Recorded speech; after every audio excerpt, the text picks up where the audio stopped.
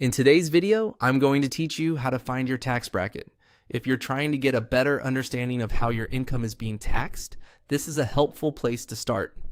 We'll be using the tax software navigation shown on screen to locate the section that gives you the information you need.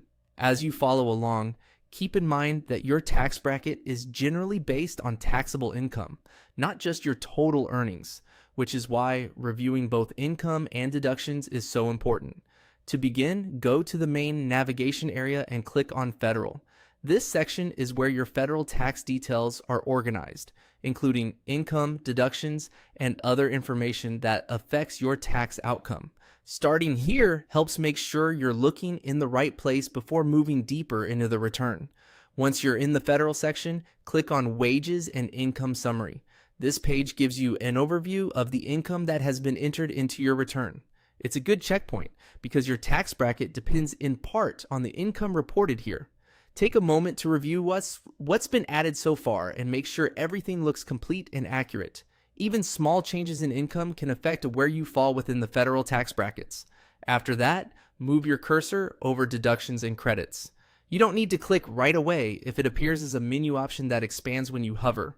This area matters because deductions can reduce your taxable income, and that can influence your bracket. In other words, two people with similar earnings may end up with different taxable income depending on the deductions and credits they qualify for. From there, click on Deductions and Credits Summary. This summary brings together the tax benefits that may lower the amount of income subject to tax. Reviewing this section alongside your income summary gives you a clearer picture of how your final taxable income is being calculated. That taxable income is the figure typically used to determine your federal tax bracket.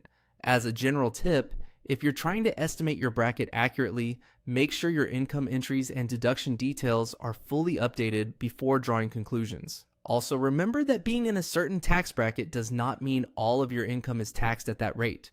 Usually, only the portion of income within that bracket is taxed at that percentage.